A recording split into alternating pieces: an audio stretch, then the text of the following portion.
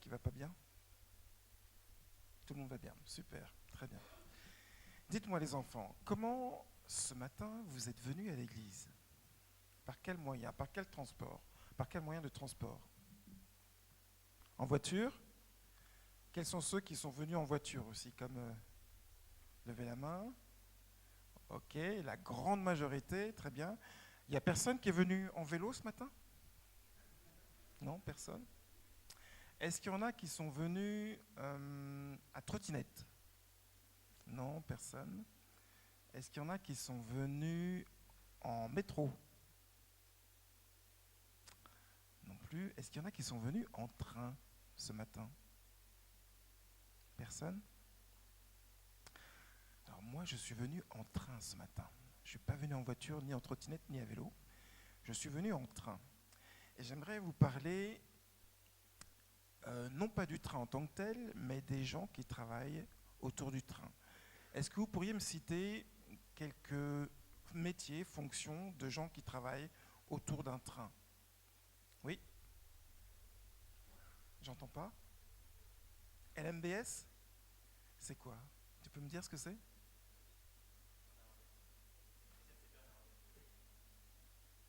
D'accord. Qui peut me traduire le néerlandais? SNCB? Ok. SNCB, oui. Quoi d'autre? Quel métier on peut avoir quand on...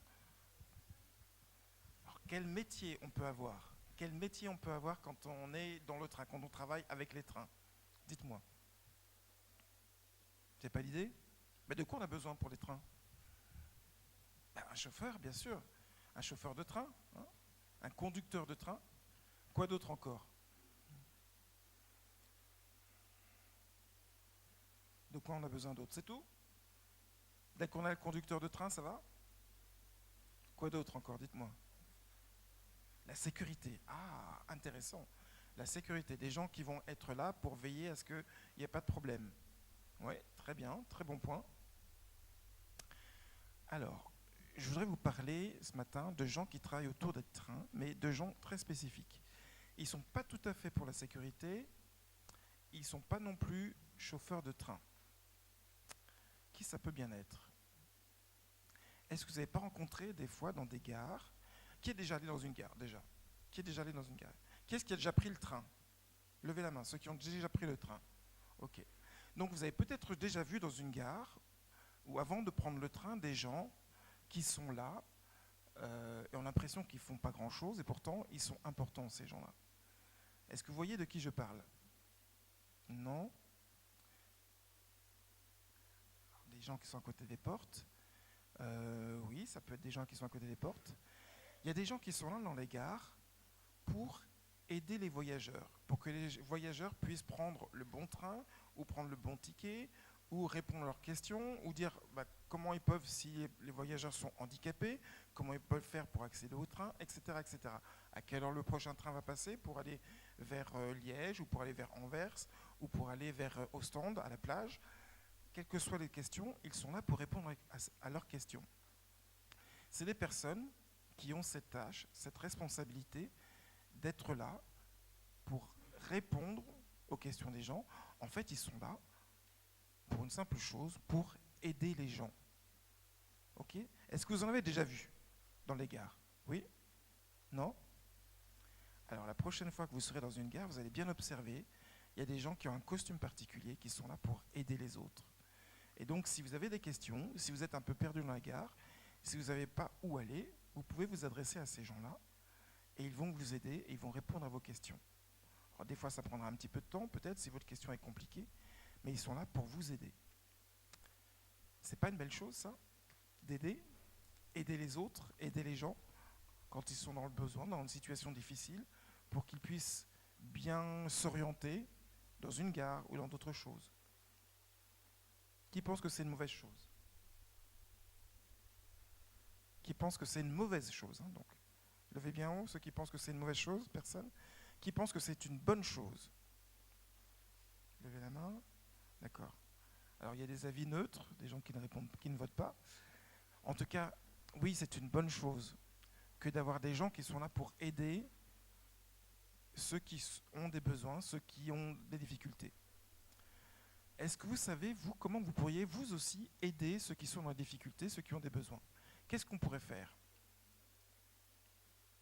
Oui, tu sais, toi? Qu'est-ce qu'on pourrait faire si vous rencontrez quelqu'un qui a des difficultés? Donnez-moi un exemple, une situation où peut-être vous êtes déjà intervenu pour aider quelqu'un qui avait un problème ou qui avait besoin d'aide. Est-ce que ça vous est déjà arrivé d'aider quelqu'un? Oui, un petit peu? Oui. Tu peux nous raconter l'expérience? Qu'est-ce qui s'est passé? Qu'est-ce que tu as fait?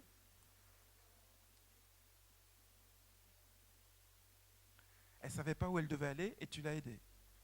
D'accord? Ok. C'était qui par rapport à toi, cette personne? C'était une copine ou c'était quelqu'un que tu ne connaissais pas? D'accord, quelqu'un que tu ne connaissais pas. Voilà. Et donc tu l'as aidée et elle a pu s'orienter grâce à toi. Ok, un bon exemple. Tu voulais te donner un autre exemple? Tu as aidé une camarade de classe? Un camarade de classe? Ok. Et qu'est-ce que tu as fait pour l'aider? Ah, il ne comprenait pas un exercice et tu as expliqué l'exercice. Super, super. Ben voilà, effectivement, quelques exemples qui montrent qu'on peut aussi aider les autres, camarades de classe, ou même quelqu'un qu'on ne connaît pas, pour qu'il puisse trouver la solution et continuer à aller de l'avant. C'est à ça aussi qu'on est appelé en tant que croyant, en tant que chrétien, à aussi à aider les autres.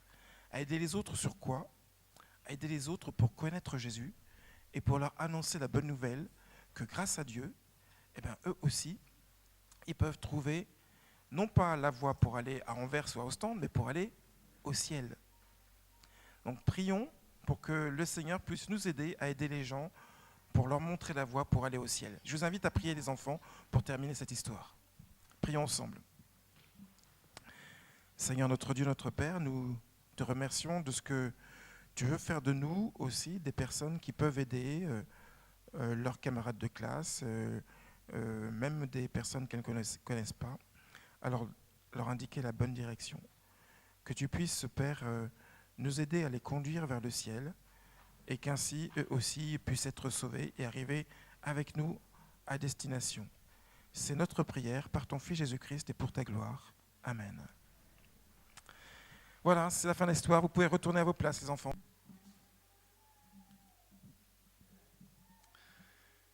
Bonjour, chers frères et sœurs. Mwaramutse bavandimwe, Et heureux de vous retrouver en ce sabbat matin. nejejwe no kongera kubana namwe muri kino gitondo cy'isabato. Et à chacun de vous, Sabaton Nziza. Ndifuriza kubwira buri wese muri mwe ngo isabato nziza. Ne m'en demandez pas plus pour l'instant. Ntimumbaze ibirenze ibyo ngibyo uyu mwanya. Bravo. J'apprends petit à petit votre langue difficile. Ngerageza kwiga ururimi rwanyu ariko rurakomeye. Ce matin, je suis heureux de vous retrouver pour aborder avec vous un sujet que j'ai un petit peu évoqué dans l'histoire pour les enfants, vous l'avez bien compris. Muri kino gitondo ndifuza kuganira namwe amagambo nsa naho nakomojeho ubwo navugaga agatekerezo k'abana, ndizera ko mwabyumvishe. Et je remercie notre jeune garçon pour la lecture du texte biblique. Ndashimira umusore wacu wadufashije agasoma isomo. Est-ce que je peux te demander comment tu t'appelles? Hugo. Hugo? Merci Hugo. Hugo wakoze.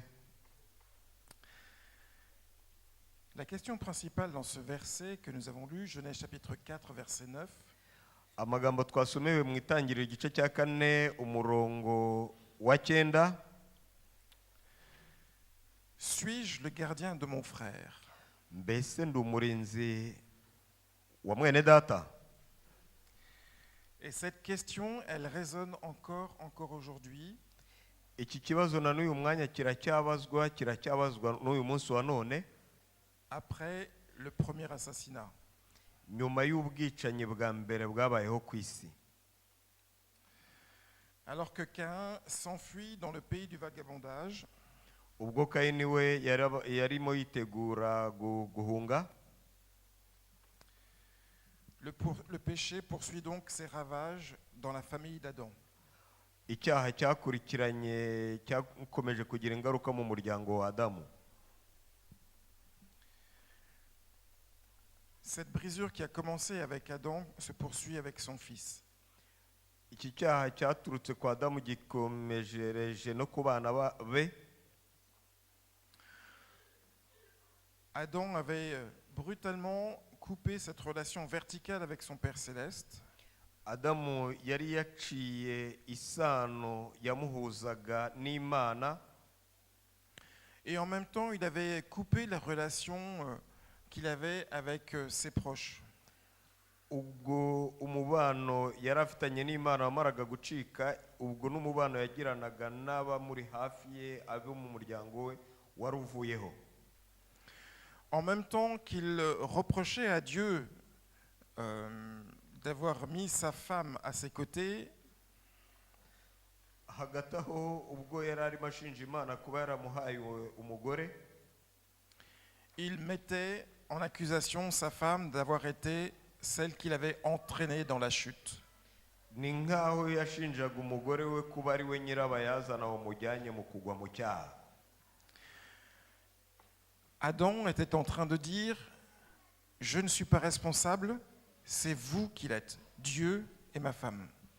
Adamu yari arimo abwira Imana ati ntabwo ari njye wakoze iki gikorwa, ntabwo ari njye gikwiye kubarwaho, ahubwo ni wowe Mana n'umugore wanjye. » Et cette fois-ci, son fils Caïn va de la même manière connaître cette double rupture entre Dieu et son prochain.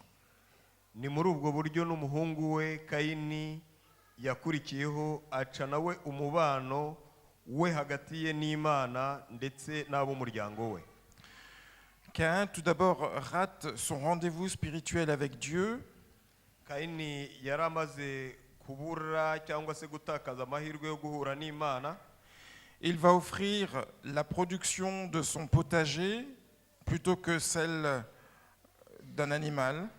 Yajyanye igitambo cy'ibyo yari yahinze yari yejeje aho gutamba igitambo cy'inyamaswa kiva amaraso, Plutôt que celle d'un animal en sacrifice, comme son frère va le faire.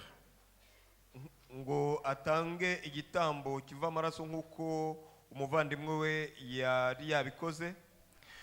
Et comme il voit que Dieu n'agrée pas son sacrifice, maze amaze kubona ko Imana itemeye igitambo cye, il va considérer que la source de tout ce problème, c'est son frère. maze yahereye ko abonamo umuvandimwe we kuba igitambo cye kitemewemo ikibazo, ko ari we nyirabayazana w'icyo kibazo kuba igitambo cye kitemewe. Et pour résoudre ce problème, quoi de plus simple que d'éliminer son frère? maze abona ko uburyo bwo gukemura icyo kibazo bworoshye kuri we ari ubwo kwica akikiza umuvandimwe we.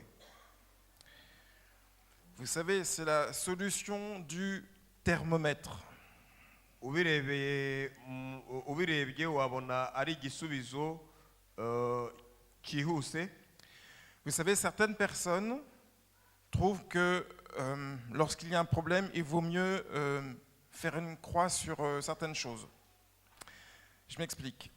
Ndashaka kwisobanura. Certaines personnes vont faire comme si elles ont trop chaud, le problème, c'est le thermomètre, c'est pas la chaleur. Abantu benshi batangira kubona ko iyo hariho ubushyuhe ikibazo atari ubushyuhe, igipimo ni. Si j'ai trop chaud, le problème, c'est le thermomètre. Nimba nshyushye nkaba mfite ubushyuhe, ikibazo ni igipimo. Et donc, on préfère casser le thermomètre plutôt que d'essayer de trouver une solution pour baisser la température. Maze ngahitamo kuba nafata icyo gipimo napimishaga ubushyuhe nkakivunagura nkagicagagura kugira ngo numve ko ubushyuhe bwanjye buri bugabanuke. Et c'est ce que fait Caïn. Plutôt que de se remettre en question lui sur qu'est-ce qu'il a fait de bien, qu'est-ce qu'il a fait de mal, ni nkacyo Kayini yakoze, aho kugira ngo yongere yinire yisuzume arebe ikibazo icyo yakoze kitari cyiza, et plutôt même peut-être de chercher à discuter avec Dieu pour savoir comment ça se fait que mon sacrifice n'a pas été accepter, cyangwa se ngo agerageze gushaka imvano yacyo ngo agerageze kuganira n'Imana ayibaza impamvu igitambo cye kitemewe, il va décider d'éliminer son frère, parce que c'est son frère qui est la raison de son problème. maze ahitamo gufata umwanzuro wo kwikiza murumuna we kuko yafataga murumuna we nk'isoko nk'imvano y'icyo kibazo. Et même pire que ça, comme si il assassinait son frère une deuxième fois, il répond à Dieu, suis-je le gardien de mon frère? Ni nkaho kandi yari yishe murumuna we bwa kabiri ubwo yasubizaga Imana ati mbese ndi umurinzi wa murumuna wanjye.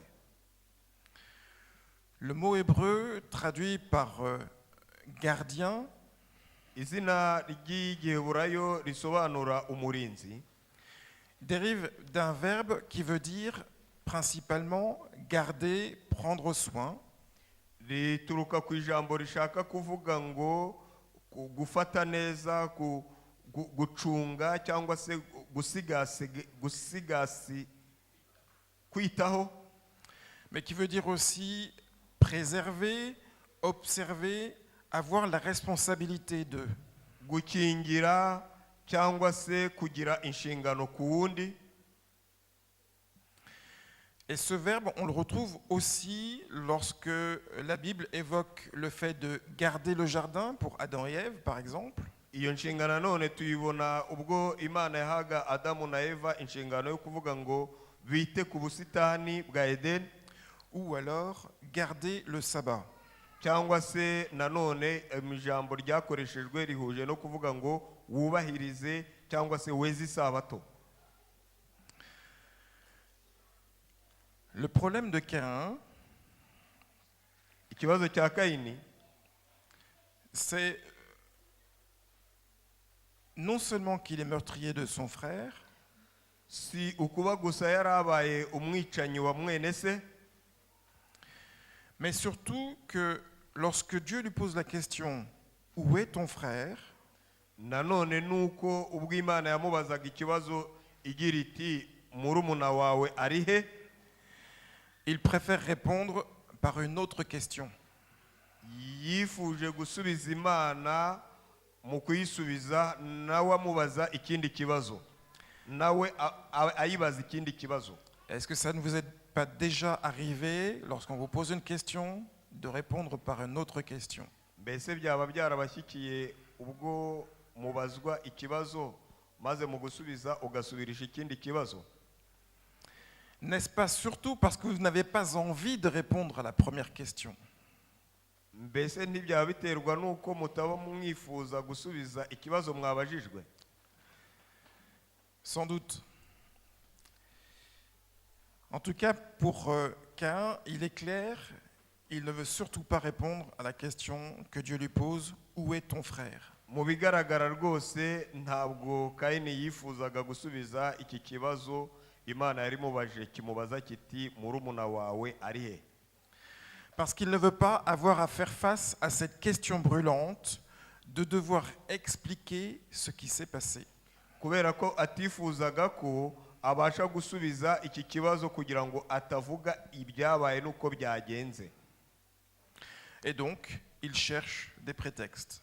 Maze ashaka impamvu. Et puis ensuite, il donne cette fameuse phrase Maze icyakurikiyeho nuko mu nteruro yabajije et l'énonce comme si c'était évident. Suis-je le gardien de mon frère? yabibajije nkaho ahari byaba ari ihame abaza ati mbese ngewe ndi umurinzi wa murumuna wanjye. Mais peut-être se rend-il compte ou pas que son raisonnement est faux. Ahari azagera ubwo amenya agasobanukirwa ko gutekereza ko yagize muri kiriya gihe ari gutekereza gupfuye. Parce qu'il mélange deux choses, deux idées, deux conceptions. Kuko yahuje cyangwa se yavanze iburyo bubiri bw'imitekerereze cyangwa bwo kubona ibintu. Il superpose le fait de prendre soin de son frère ariho arashaka kugerekeranya kwita no gufata neza murumuna we, ce qu'on attend de tout être humain, ari nacyo gitegerejwe ku nyoko muntu iyo ari yo yose, avec l'idée de superviser, de surveiller son frère. n'igitekerezo cyo kuvuga ngo ni ukumucunga, ni ukumuyobora, ni ukumenya ibyo akora byose. Ce que, bien évidemment, on n'attend pas de lui. Ce que, bien évidemment, on n'attend pas de lui. On n'attend pas kandi qu'il ibyo surveille. ntabwo mu by'ukuri ari byo yari ategerejweho n'Imana. La question ici, ce n'est pas est-ce que tu as supervisé ton frère? Ikibazo ntabwo cyari kumubaza ngo mbese wacunze umuvandimwe wawe, Est-ce que tu as surveillé ce qu'il fait? mbese wacungacunze ibyo yari arimo akora.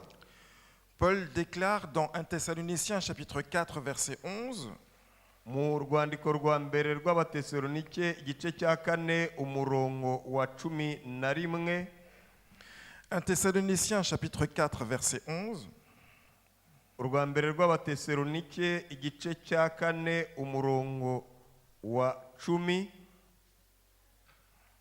umurongo wa 11.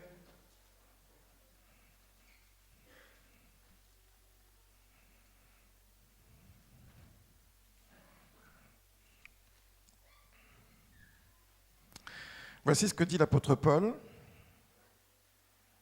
Dore ibyo Pawulo yavuze: Nous vous encourageons, frères, à progresser encore, à mettre un point d'honneur à vivre en paix, à vous occuper de vos propres affaires et à travailler de vos mains, comme nous vous en avons donné l'injonction.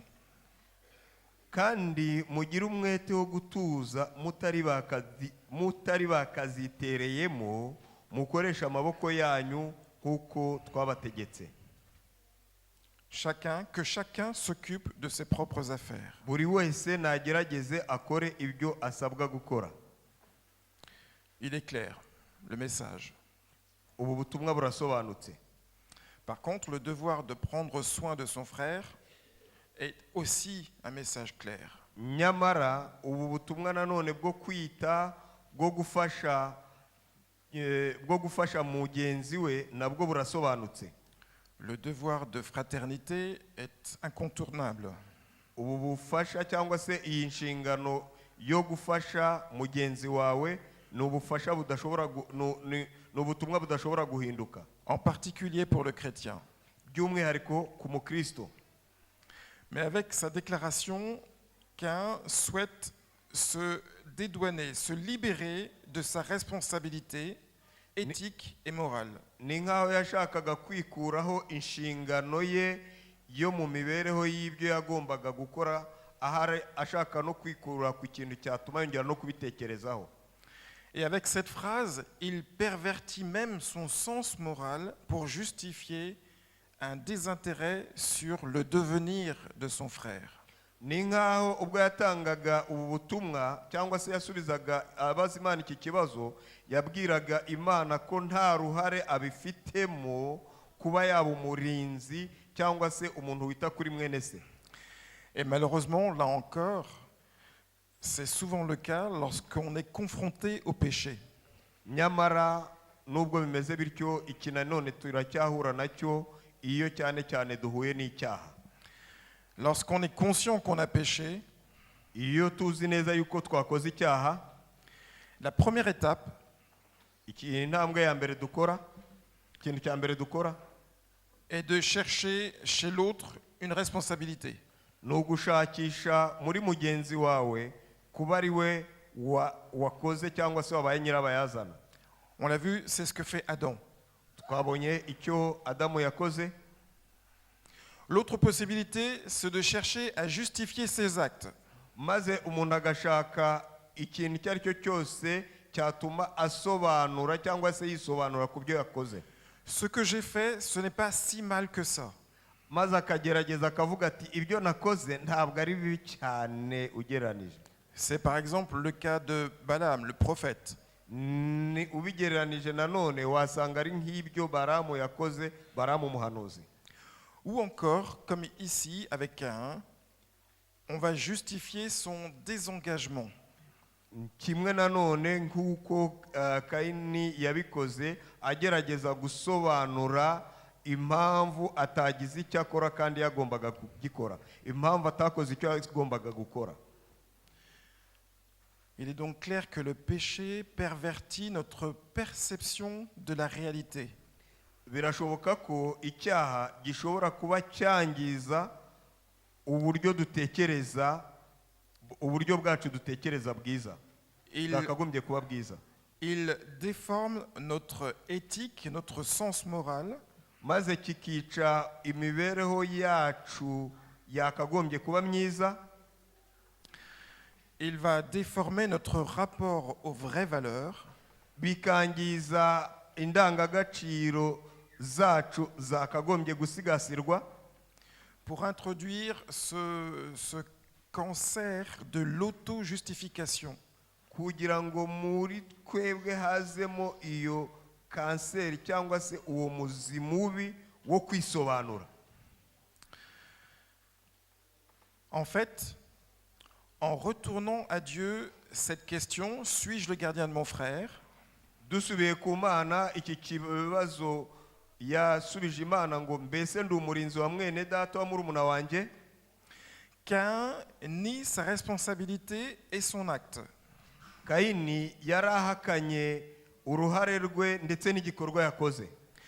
Non seulement il a fait disparaître son frère du monde des vivants, uretse kuba yaramaze gukuraho mu isi y'abazima murumuna we, et maintenant il veut aussi le faire disparaître de sa mémoire, de son souvenir. Ariko yashakaga gukuraho n'ikintu icyo ari cyo cyose cyazatuma yibukwa. Il semble dire, je n'ai plus de compte à rendre à qui que ce soit, je ne veux plus rien avoir à faire avec mon frère. Ni nkaho yavugaga ati nta muntu uwo ari we wese ngomba guha raporo kuko nta n'icyo mfite cyo gukora icyo ari cyo cyose kuri murumuna wanjye. Pour Caïn, son frère n'est déjà plus un être humain.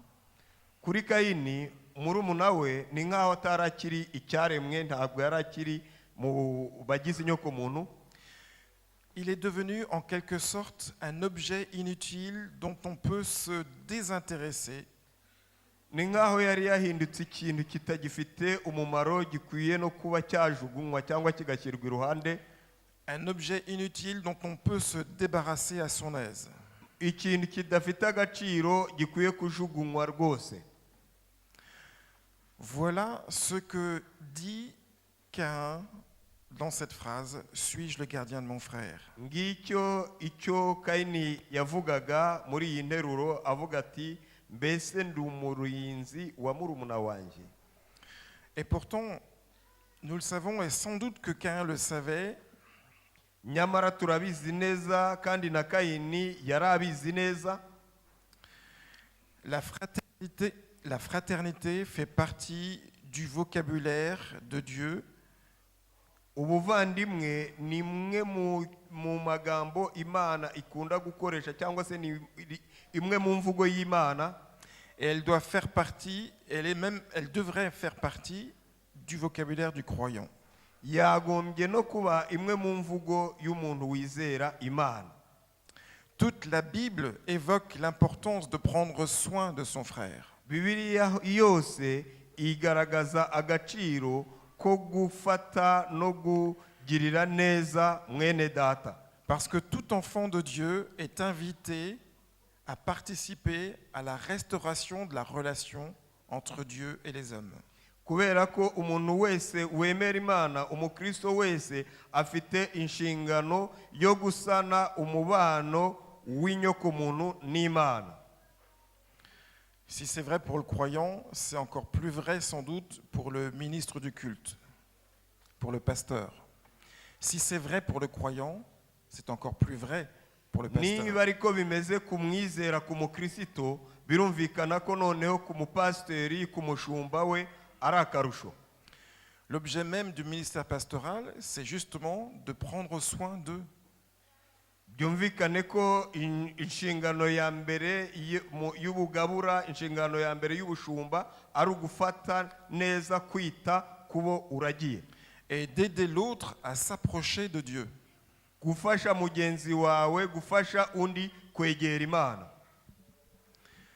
Et pourtant, vous le savez tout comme moi, Nyamara murabizi nkanjye neza nkanjye, ce monde évolue, pense à la manière de Caïn. iyi si iragenda ihindagurika kandi igatekereza mu buryo bwa Kayini. Le monde dans lequel nous sommes est un monde dans lequel Caïn serait tout à fait moderne. N'isi igaragaza ko Kayini yari kuba ari umuntu w'icyitegererezo. Et nous devons essayer de lutter contre ce courant qui nous entraîne dans l'optique, dans la vision de Caïn du monde. Ni nayo mpamvu dukwiye gukora ibishoboka byose kugira ngo tutagwa muri uwo mujyo isi itujyanamo wo gukora no gutekereza nka Kayini. Et c'est particulièrement vrai dans nos pays que nous habitons, en Europe, en Belgique. Kandi ibyo bikaba biri by'umwihariko muri uyu mugabane dutuyeho by'umwihariko mu Bubiligi. Parce que sous prétexte d'individualisme, Kubera ko umuntu ashaka kwibana wenyine kuba nyamwigendaho, notre société justifie que l'on se détache de son prochain. maze umuryango w'abantu turimo ukasobanura ko ari byiza kwivangura cyangwa se kutegera mugenzi wawe. Parce que notre frère doit être libre de faire sa vie comme il l'entend. Kubera ko uwo mugenzi wanjye afite uburenganzira bwo gukora icyo yifuza gukora mu buzima. Oui, bien sûr, il doit être libre de faire sa vie comme il l'entend. Nibyo koko afite umudendezo wo gukora icyo yifuza gukora nk'uko abyumva. Mais nous sommes aussi responsables ou acteurs avec lui de faire en sorte que ce monde soit un monde où l'on peut vivre heureux ensemble. Ariko kandi dufite inshingano yo gukora ku buryo uwo muntu ufite umudendezo wo gukora icyo ashaka gukora tumugeza ku kumva ko isi ikeneye ko twese tujya mu mujyo umwe wo gukora ku buryo twese tuba abishimye kandi twese dushyize hamwe. Et nous savons que ce bonheur, il ne peut se trouver que au travers de Dieu. Kandi uwo munezero uboneka binyuze mu Mana. Si ce monde est un monde où chacun est libre de faire ce qu'il veut, Niba iyi si ari aho umuntu aba nyamwigendaho kandi akaba ashaka gukora ibyo ashaka, dans l'absolu, c'est la porte ouverte à tous les excès possibles. mu yandi magambo ni ugufungurira ibintu byose birenze cyangwa se ibizira byose. Mais c'est aussi la porte ouverte à toutes les souffrances que nous voyons autour de nous. Kandi akaba ari ugufungurira ubugizi bwa nabi no guhemukirana kose tubona ahatuzengurutse. Si aujourd'hui il y a des gens dans la population à Bruxelles, dans ce pays, en Belgique, qui souffrent de solitude, Niba muri iki gihugu aho turi by'umwihariko i Buruseli hari abantu barwaye cyangwa se bafite ikibazo cyo kuba bariho bonyine, c'est parce que nous vivons dans une société qui est trop individualiste. nuko tuba mu isi cyangwa mu muryango w'abantu ba nyamwigendaho. Et qui laisse de côté certaines personnes pour différentes raisons. Abo bantu bakaba bashyira abandi mu gatebo ahandi kubera impamvu runaka. Et qui évite de se poser la question comment je peux aider l'autre dans sa vie, dans ses besoins. Maze badashaka gutekereza iki kibazo cyo kuvuga ngo ni gute nafasha undi kugera kuguhaza ibyo yifuza. Si dans le kugera ku byo yifuza. Si dans notre monde il y a tant de personnes qui ont des problèmes psychiques ou psychiatriques, niba muri iyi si ya none muri umuryango w'abantu dufite abantu benshi bafite ibibazo bijyanye n'imitekerereze yo mu mutwe, c'est aussi, pas seulement, mais aussi parce qu'elles sont dans la solitude, elles sont seules à devoir gérer des situations difficiles pour elles. Nuko uko kuba nyamwigendaho byamujyanye cyangwa byamusunikiye byatumye yisanga mu kugerageza gukemura ibibazo nawe ari wenyine. Notre monde souffre de ce que trop de personnes se sont engagés sur la voie de Caïn. ikibazo isi ifite uyu munsi wa none nuko abantu bo mu isi, abantu batuye isi bishoye mu mujyo wa Kayini, w'imikorere n'imitekerereze ya Kayini. Et nous, les croyants, que faisons-nous? None twebwe abizera, twebwe abakristo, ni iki dukora? Comme je le disais en début de prédication, Kuko nabivugaga mbere y'iki kibwirizwa, Adam et Caïn ont connu, ont vécu, ont initié une double rupture. Adamu na Eva bagize kandi babayeho mu buryo bwo gutandukana, mu buryo bubiri bwo gutandukana. Une rupture de la relation verticale, Kuba barataye isano yabo ihagaze yabahuzaga n'Imana, et une rupture de la relation horizontale. ndetse no gutandukana no gushyikirana na bagenzi babo cyangwa se ababegereye. Et il est intéressant de noter combien dans la Bible ces deux aspects sont étroitement liés. Nyamara iyo turebye twakibaza ngo ni gute mu byanditswe byera aya masano yombi ahuye cyane. La relation verticale vers le Père Isano ihagaze ijya kwa data, et la relation horizontale vers les autres, vers mon prochain, vers mon frère. n'isano itambitse idusunikira kuri bagenzi bacu, abagenzi bacu. Je vous invite à lire quelques textes avec moi. Ndabararikira gusoma amwe mu masomo mu byanditswe byera hamwe nanjye. Malachie, chapitre 2, verset 10 pour commencer. Marakiya igice cya kabiri umurongo wa 10 aba ari ryo duheraho. Malachie, chapitre 2, verset 10. Marakiya igice cya kabiri umurongo wa 10.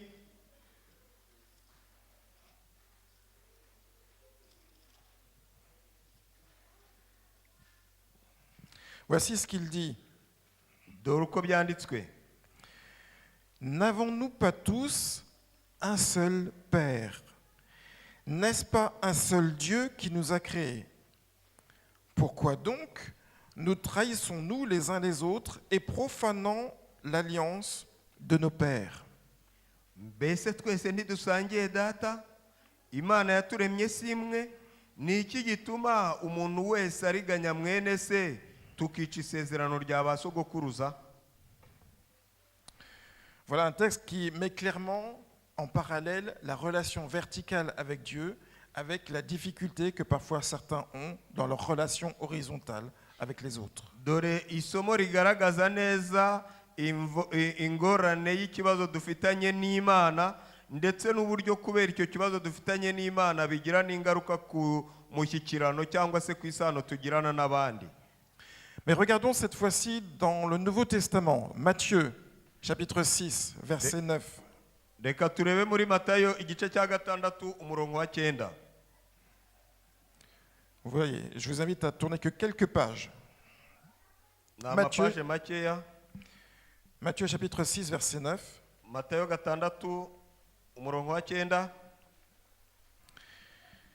Jésus dit, voici donc comment vous devez prier.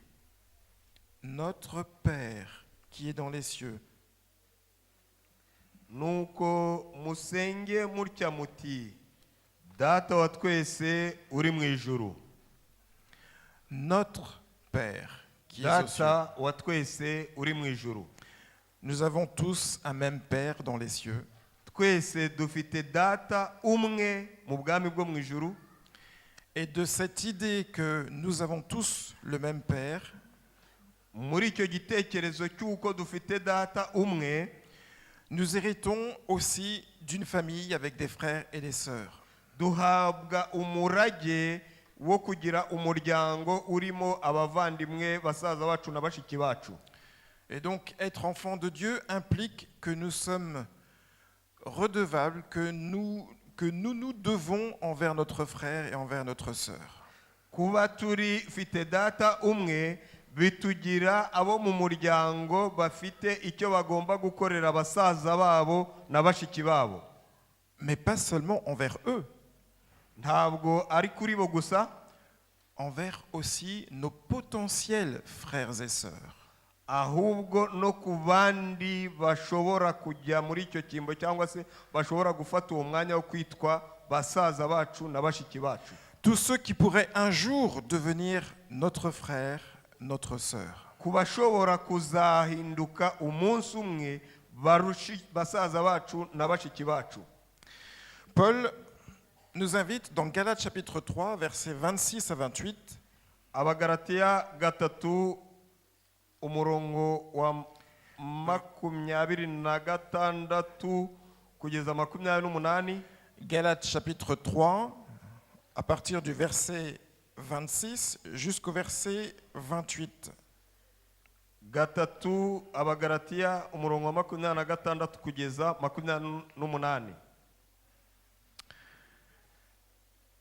Car vous êtes tous, par la foi, fils de Dieu en Jésus-Christ.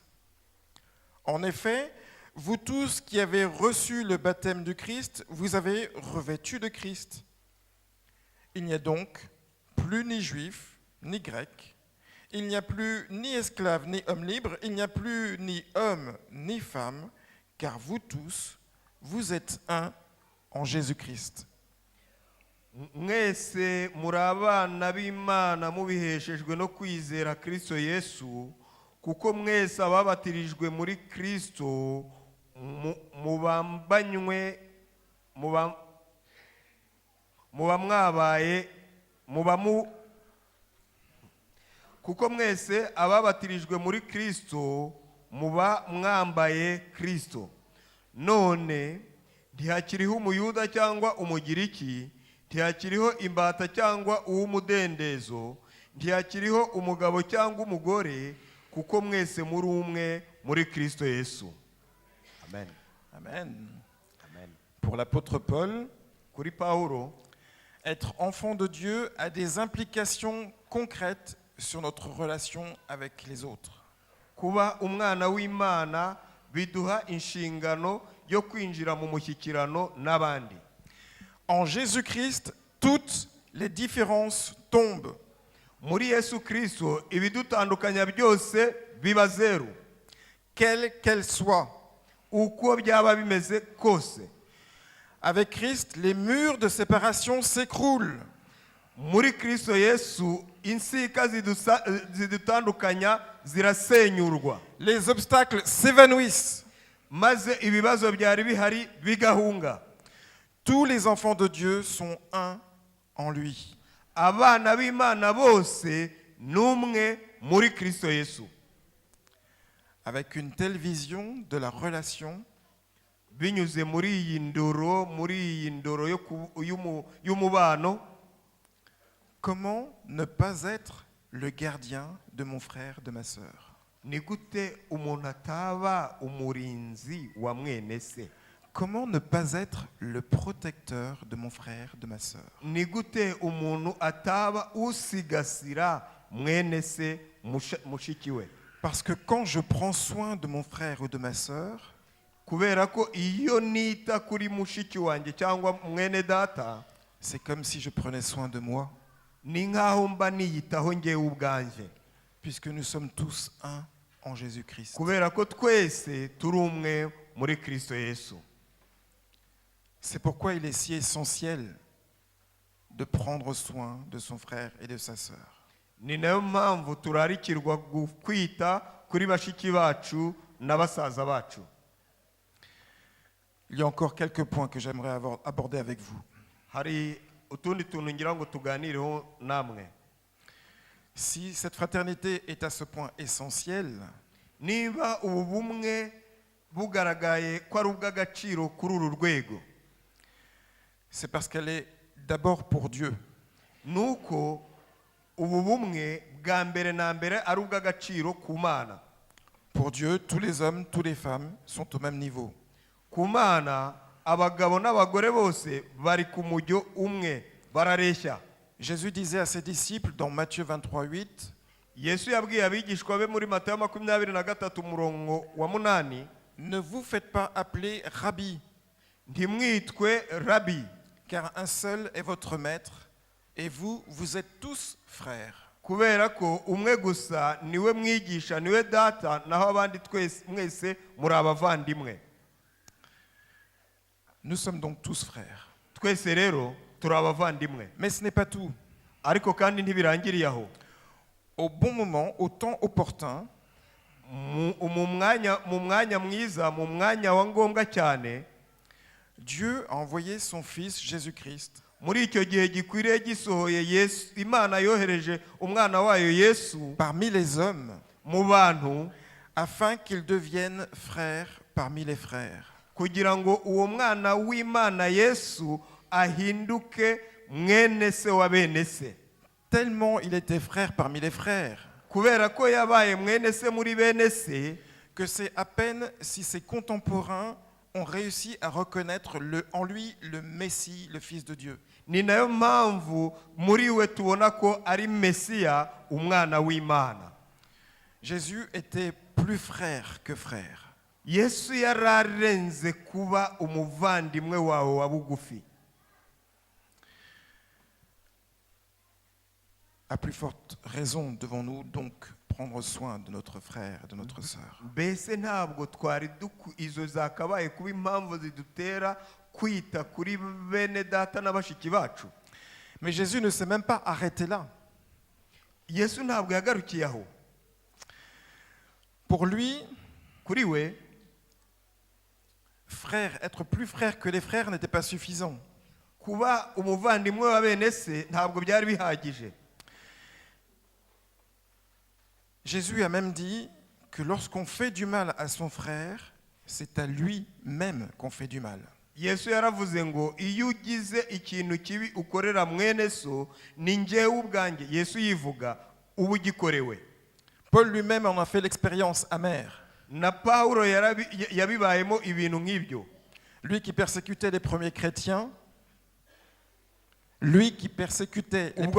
ubwo yatotezaga abakristo ba mbere, Jésus lui a dit, je suis Jésus que tu persécutes. Yesu yaramubwiye ngo ndi Yesu urenganya uwo. La persécution que Paul infligeait aux frères de l'Église était directement contre Jésus. Ukurenganya Paulo yarenganyaga ubwoko bw'Imana yagukoreraga mu buryo bw'ako kanya Yesu Kristo we ubwe. Et nous ferions bien de prêter attention à cela. Ni nayo mpamvu dukwiye gutegana amatwi n'ubwitonzi aya magambo. Dans la parole des moutons et des chèvres, mu gitekerezo cy'intama n'ihene de Matthieu 25, dusanga muri Matayo 25, Jésus rappelle que tout ce qui sera fait à l'un de ses plus petits, c'est à moi que vous l'avez fait. Yesu yaravuze ngo ibyo muzakorera abo bene so bari hanyuma y'abandi ninge muzaba mubikoreye.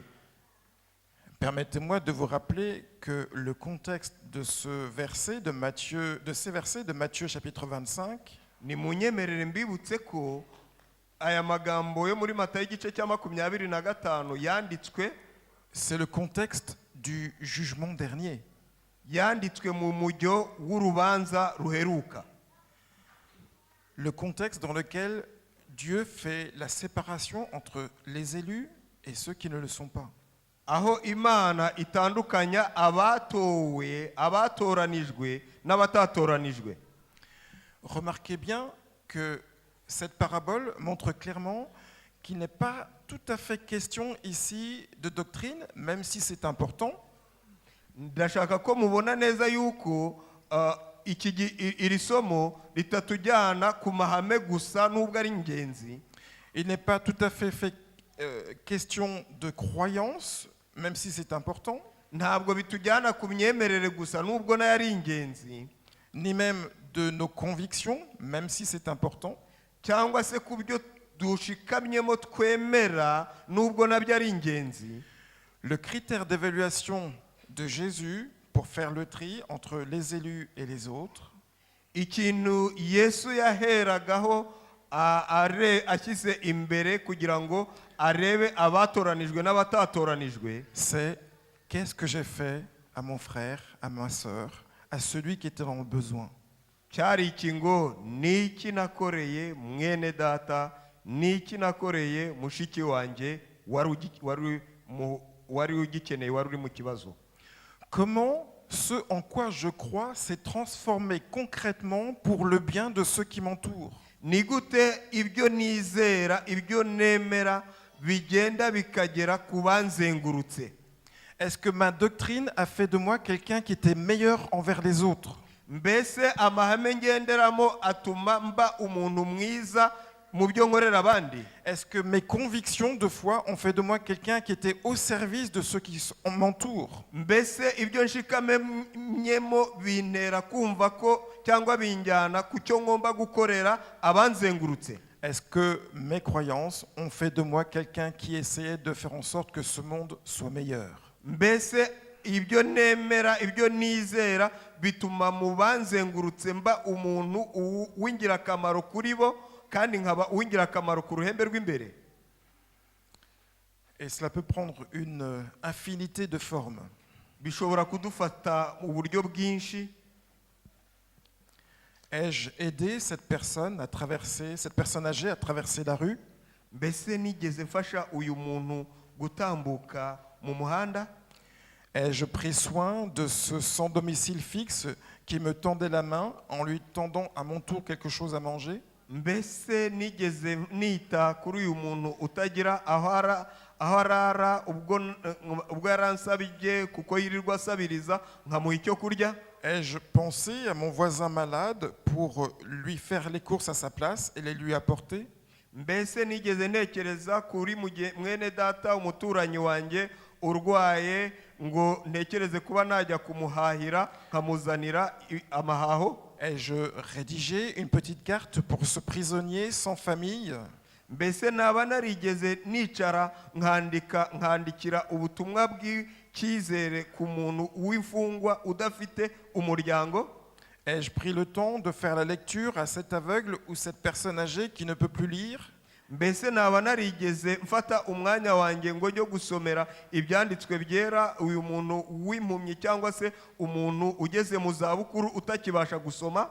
Ai-je offert un après-midi aux parents surchargés en invitant chez moi leurs enfants pour les libérer quelques heures? Mbese hari ubwo naba narigeze ndarika abana kugira ngo marane nabo umwanya byibuze n'ababyeyi babo baruhuke? Il existe une infinité de possibilités de se mettre au service de l'autre. Ibyo dushobora gukorera bagenzi bacu mu buzima bwacu bwa buri munsi ni byinshi cyane. La question essentielle qui nous sera posée au jour du jugement, ikibazo cyangombwa tuzabazwa ku munsi w'urubanza: avons-nous exercé la miséricorde, la bonté envers ceux qui sont autour de nous dans la fraternité humaine?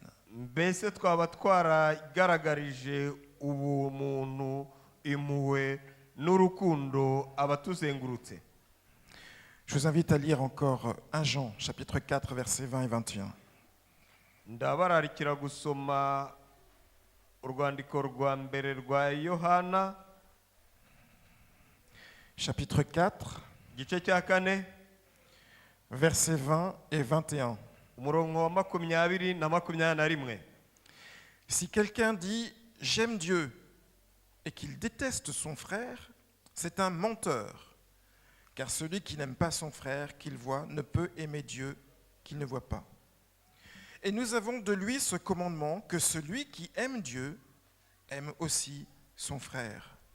Umuntu navuga ati nkunda Imana akanga mwene se aba ari umunyabinyoma, kuko udakunda mwene se yabonye atabasha gukunda Imana atabonye. Kandi dufite iri tegeko ryavuye kuri yo ngo ukunda Imana akunde na mwene se. Amen. Amen. 1 Jean chapitre 4, un petit peu avant, versets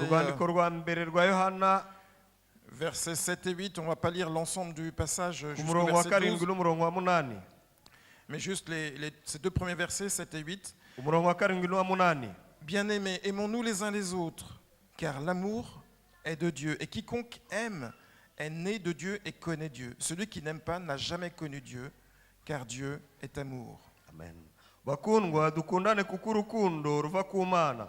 Umuntu wese udakunda yabyawe, umuntu wese ukunda yabyawe n'Imana kandi azi Imana. Udakunda ntazi Imana kuko Imana ari urukundo.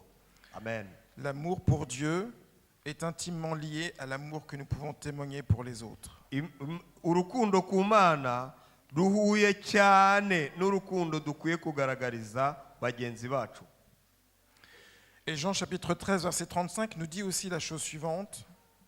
Yohana 13 umurongo wa 35 nawe avuga aya magambo ati: C'est à l'amour que vous avez les uns pour les autres que tous reconnaîtront que vous êtes mes disciples. Ni kubw'urukundo muzagirira bagenzi banyu ko abantu bazamenya ko muri abigishwa banje. Alors la question, suis-je le gardien de mon frère? Iki kibazo kibaza ngo mbese ndi umurinzi wa mwene data? Nous savons que la réponse est évidemment oui. Tuzi neza yuko igisubizo mu by'ukuri ari yego. Mais je ne suis pas non plus un gardien de prison qui doit conserver les gens dans une prison. Ariko kandi ntabwo ndi umucungagereza ugomba kureba ko nta mugororwa uri butoroke. Je ne suis pas non plus son père ou sa mère.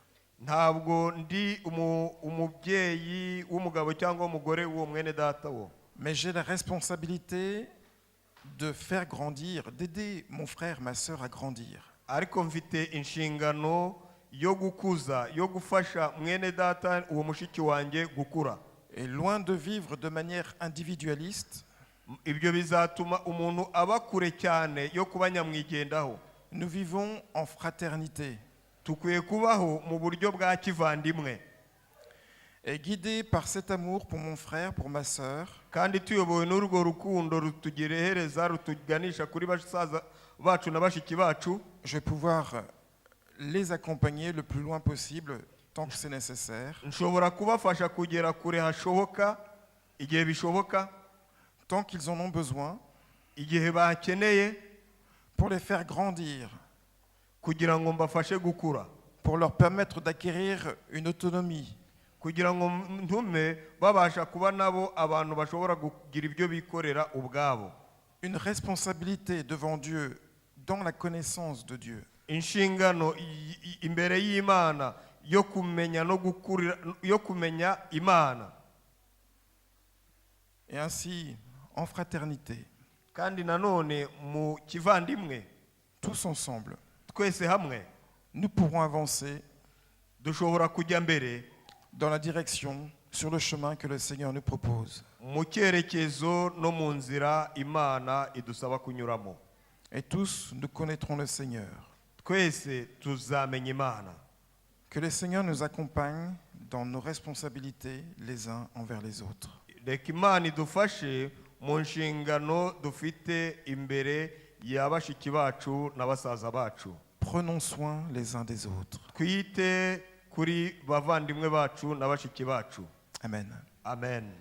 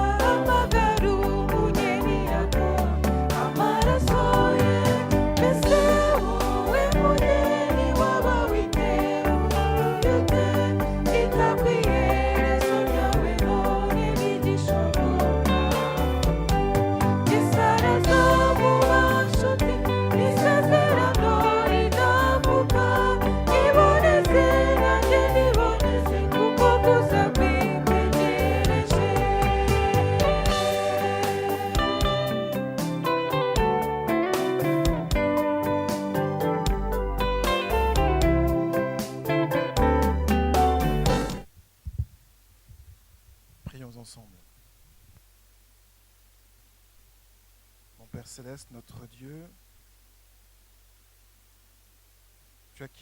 qui nous a appelés à l'existence et qui nous a permis de grandir dans un contexte familial, de proches, où nous pouvons être accompagnés, grandir, nous fortifier. Nous avons aujourd'hui le sentiment que cette vie dans laquelle nous vivons aujourd'hui est une vie qui, trop souvent, s'éloigne de ton plan idéal pour nous. Une vie où chacun s'occupe de lui-même, une vie où chacun ne s'intéresse qu'à lui, une vie qui laisse de côté ceux qui sont dans le besoin, dans la difficulté, dans l'épreuve, une vie qui laisse parfois les plus âgés aussi dans la solitude.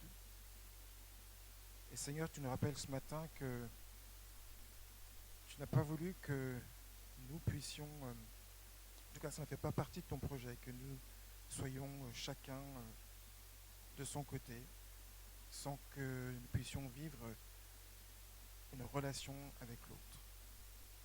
Tu as d'ailleurs dit, il n'est pas bon que l'homme soit seul.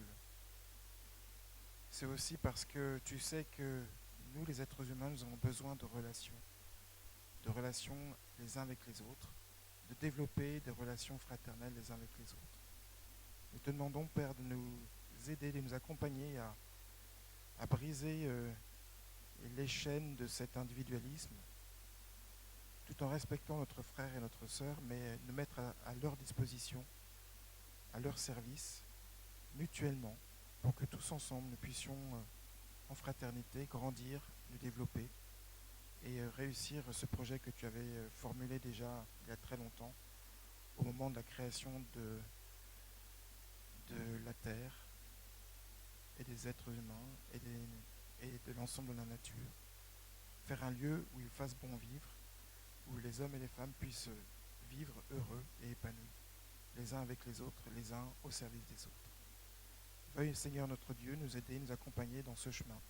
Nous te le demandons au nom de Jésus et pour ta gloire. Amen.